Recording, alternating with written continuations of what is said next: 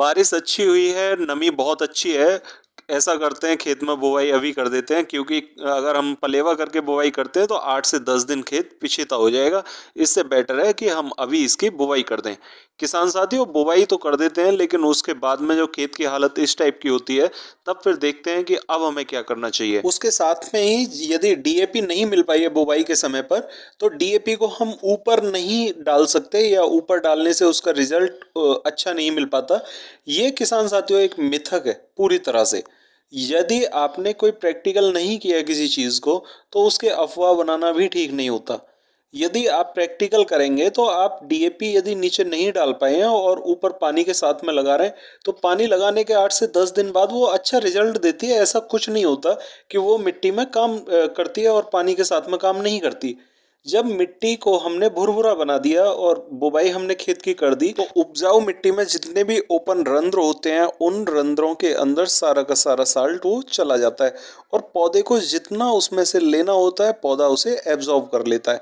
हाँ, समस्या एक आती है कि यदि पौधे की जड़ों का विकास नहीं हुआ है, तो पौधा उस खाद को एब्जॉर्ब करने में सक्षम नहीं होता, क्योंकि वहां तक उसकी जड़ें नहीं फैली हुई होती हैं। इसीलिए तो हमारे साइंटिस्ट कहते हैं कि हमें गेहूं की बुवाई के लगभग 21 दिन पर पानी लगाना चाहिए, ताकि जो हमारी मेन रूट है, उस मेन रूट के ऊपर जो जड़ें फैलती हैं, उन्हें हम क्राउन रूट बोलते हैं। और क्राउन रूट जब ऊपर की तरफ फैल जाती हैं, वही खाद को एब्जॉर्ब करने की क्षमता ज्यादा रखती हैं, और पौधे का जो विकास होता है, वनस्पतिक विकास होता है, वो उन जड़ों पर ही निर्भर करता है। तो किसान साथियों, जिन खेतों की बुवाई बारिश के बाद में हुई है, यानी कि बरसात की नमी पर हमने बुवाई करी है, तो उन खेतों को तो हमें 21 दिन तक लगभग खींचना ही होगा, क्योंकि यदि हम 21 दिन तक नहीं खींचते हैं तो क्राउन रूट्स का विकास नहीं हो पाता, और ये जड़ें बनना बहुत ज़रूरी होती है पौधे के समस्त विकास के लिए। क्योंकि यदि पौधा पहले ही बैठ जाता है तो उत्पादन पर वो लास्ट तक असर रखता है। किसान साथियों, यहाँ पर यदि हमारे खेत में नमी अच्छी बनी हुई है, तो हमें 27 से लगभग 30 दिन पर, यानी 28 दिन की पहली सिंचाई करनी चाहिए।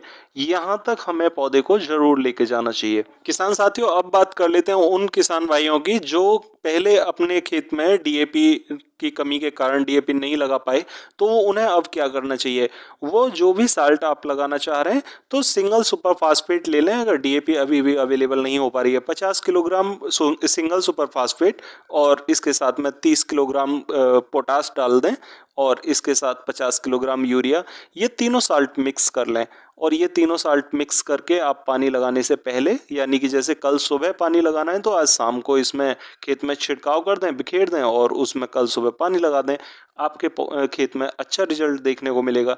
और यदि आपको ये लगता है कि हमारा खेत कहीं ऊंचा है, कहीं नीचा है, और जल भराव की समस्या हो जाती है, पौधा यहाँ पर पीला पड़ जाता है पानी लगाने के बाद में, तो आपको यहाँ सल्फर मिला लेना चाहिए।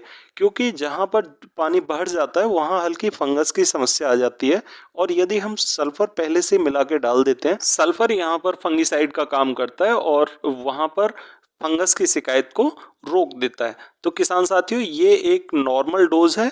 यदि आप कुछ अच्छी डोज बनाना चाहते हैं, तो इसके अंदर आप यूरिया ले लें 50 किलोग्राम, और 10 किलोग्राम प्रति एकड़ के हिसाब से जिंक मिला लें, और इसके साथ में पोटेशियम ह्यूमेट आप डाल सकते हैं लगभग 1 किलोग्राम प्रति एकड़ के हिसाब से। 10 किलोग्राम प्रति एकड़ के हिसाब से सागरिका मिला लें, क्योंकि सागरिका बहुत सारे न्यूट्रिएंट्स का कॉम्बिनेशन है और बहुत अच्छे रिजल्ट देता है।